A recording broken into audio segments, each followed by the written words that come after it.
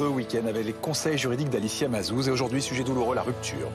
Alors, pas la rupture amoureuse, la rupture professionnelle, celle du contrat de travail, la démission. Alors, c'est douloureux aussi et c'est surtout très épineux parfois. Tout à fait. On a tous eu cette petite chanson dans la tête. Je veux tout quitter, j'en peux plus, ils sont insupportables, j'ai plus de voix.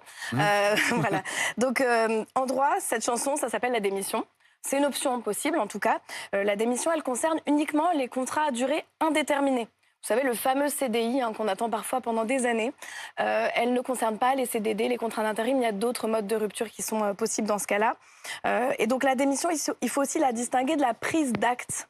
C'est important parce que la prise d'acte, c'est quand vous êtes finalement contraint par le comportement de votre employeur à partir. Et dans ce cas-là, ce n'est pas la même modalité. Ce matin, je vous parle vraiment de la démission. Alors justement, quand on veut démissionner de son CDI, quelle est la démarche à suivre exactement? Alors légalement, vous n'avez pas d'obligation formelle.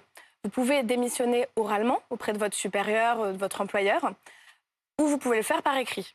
Évidemment, moi, je vous recommande de le faire par écrit afin que la situation soit claire, qu'il y ait une trace, un point de départ. Donc, vous avez des modèles en ligne, par exemple, sur le site du service public qui constituent une trame intéressante pour tout le monde, adaptable. C'est le site internet préféré d'Alicia. C'est oui, exactement.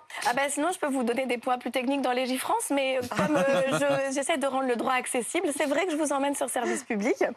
Donc ça, c'est ouvert à tout le monde, c'est gratuit en plus et c'est important. Et ça se fait en 3 minutes. De le dire, et ça se fait vraiment en 3 minutes. Vous avez une forme claire et qui vous permet de ne pas faire d'erreur et de penser à tout aussi, parce que dans ces moments-là, il peut y avoir une petite émotion qui nous prend, c'est pas toujours évident. Alors, retrouver sa liberté, oui, il y a quand même une contrainte juste avant, c'est ce qu'on appelle le préavis. Tout à fait.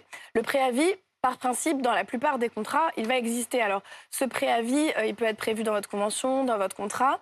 Il y a des exceptions. Vous pouvez être en dispensé exceptionnellement en cas de grossesse, par exemple.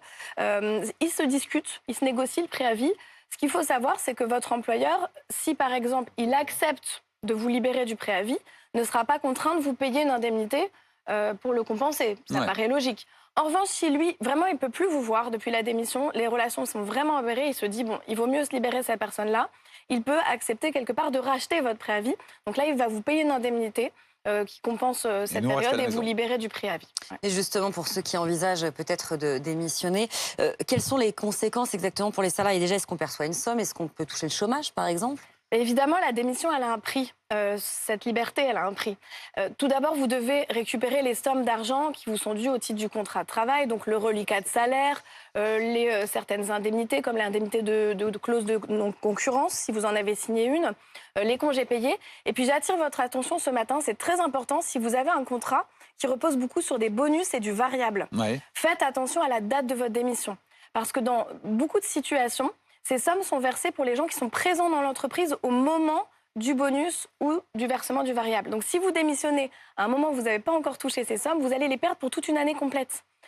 Donc, faites attention à votre part de variable. Renseignez-vous avant de démissionner et de choisir la date de votre démission si vous êtes concerné.